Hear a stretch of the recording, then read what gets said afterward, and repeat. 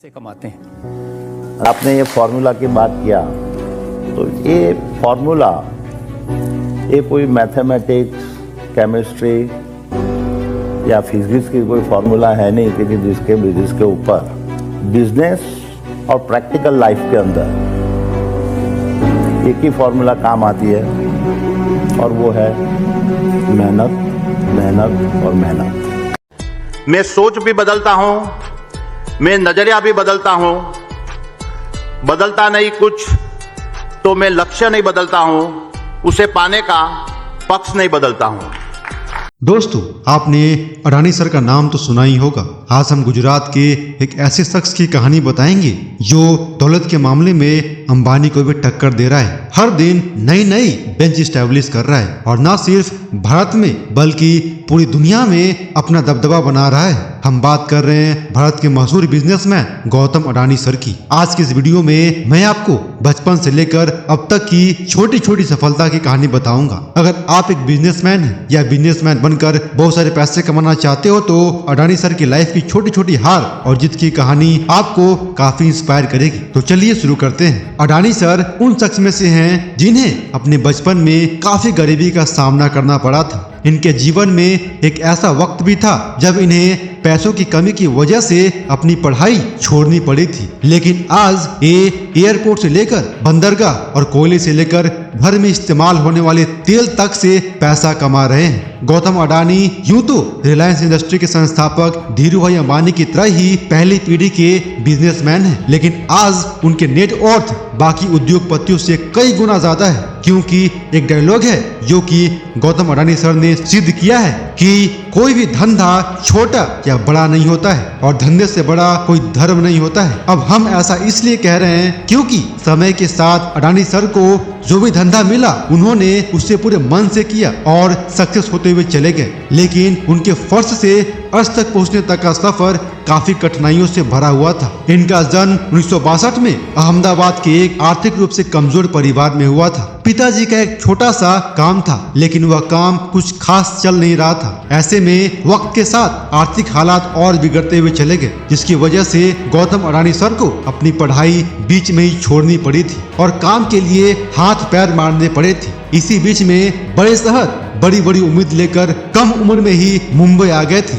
जहां शुरुआत में तो इन्हें काफी संघर्ष करना पड़ा, लेकिन कुछ वक्त के बाद इन्हें एक डायमंड सप्लायर के यहाँ नौकरी मिल गई। 3 साल काम करने के बाद इन्हें समझ में आया कि इन्हें आखिर जिंदगी में क्या करना है। इसीलिए उन्होंने अपनी नौकरी छोड़ करके अपना काम शुरू किया और ज्वेलरी बाजार में डायमंड ब्रोकर की शुरुआत की। अडानी सर को अपनी जिंदगी का लक्ष्य पता था, यानी कि वह काम क्यों कर रहे हैं इस बात की समझ उन्हें अच्छी तरह से थी और इसीलिए उन्होंने जी तोड़ मेहनत की और कम उम्र में ही अपने धंधे को दौड़ा दिया। लेकिन उनकी किस्मत तब चमकी जब 1981 में उनके बड़े भाई ने उन्हें अहमदाबाद बुलाया। दरअसल उनके बड़े भाई ने सामान को लपेटने वाला प्लास्टिक की एक कंपनी खरीदी थी, मगर वह चल नहीं रही थी क्योंकि जो कच्चा माल चाहिए था वह जरूरत के हिसाब से नहीं मिल पा रहा था और बाहर के देशों से कच्चे माल को इंपोर्ट करना पड़ रहा था। ऐसे में इसे एक अवसर के तौर पर देखते हुए अडानी सर ने कांडला पोर्ट पर प्लास्टिक ग्रैन्युअल्स का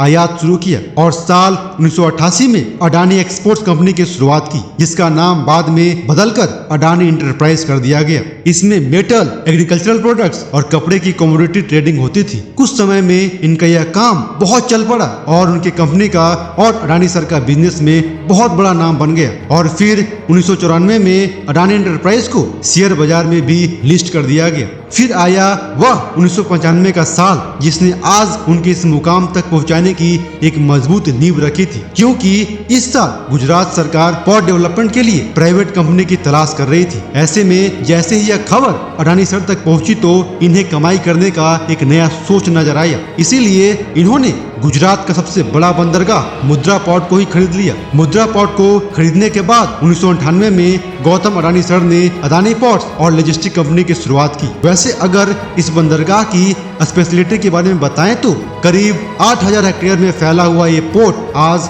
भारत का सबसे बड़ा प्राइवेट बंदरगाह है और इस पोर्ट से पूरे भारत के लगभग 1/4 माल की आवाजाही होती है। साथ ही यह जगह स्पेशल इकोनॉमिक जोन के तहत बना है, तो प्रोमोटर कंपनी को कोई टैक्स भी नहीं देना पड़ता है। इस जोन में power point, private rail line और एक प्राइवेट एयरपोर्ट भी है। वैसे यहाँ गौर करने वाली बात यह है कि आज अडानी समूह देश की प्रमुख इंफ्रास्ट्रक्चर ग्रुप में से एक है। उनके अडानी पोर्ट देश की सबसे बड़ी पोर्ट मैनेजमेंट कंपनी है और गुजरात, महाराष्ट्र, गोवा, केरल, आंध्र प्रदेश, तमिलनाडु और उड़ीसा जैसे 7 समुद्र राज्यों में उनके 13 डोमेस्टिक पोर्ट्स हैं। जैसे जैसे वक्त गुजरता चला गया, अडानी ग्रुप और ग्रो करते हुए चला गया और आज दुनिया के रईस लोगों में अडानी सर का नाम है। फॉर्चून भी अडानी सर की ये कंपनी है, वही फॉर्चून जिसका रिफाइंड ऑयल आज हर घर में सुबह शाम दिन रात इस्तेमाल होता है। जनवरी 1999 में अडानी ग्रुप में विल्मर बिजनेसमैन ग्रुप के साथ हाथ मिलाकर खाने के तेल की बिजनेस में कदम रखा था। वैसे फॉर्चून तेल के अलावा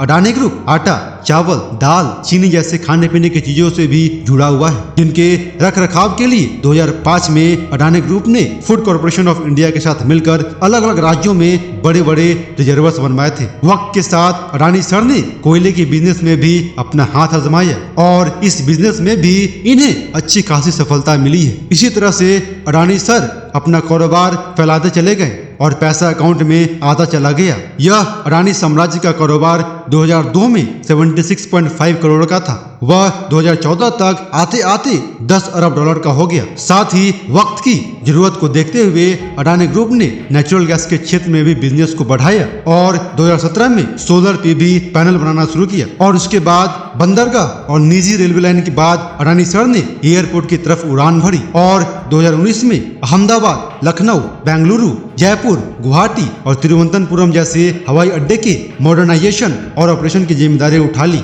अब अगले 50 सालों तक अडानी ग्रुप ही सारे एयरपोर्ट्स का ऑपरेशन, मैनेजमेंट और डेवलपमेंट संभालेगी। वैसे जिस तरह से सुंदर आकार लेने से पहले सोना को खूब तपाया जाता है, ठीक उसी तरह से अडानी सर को भी जीवन में कई तरह का ताप झेलना पड़ा। उनका सामना कई तरह के विवादों से भी हुआ, लेकिन उन्होंने सबसे पार लिया और एक सबसे अलग तरह का मुकाम हासिल किया है, जिसका नतीजा है कि आज अडानी सर का कारोबार पूरे दुनिया में फैला हुआ है। दोस्तों, आशा करता हूँ कि अडानी सर की यह सक्सेस स्टोरी आपको बहुत पसंद आई होगी और आपको भी अपने जीवन में आगे बढ़ने के लिए काफी इंस्पायर करेगी। जय हिंद दोस्तों, वंदे मातरम।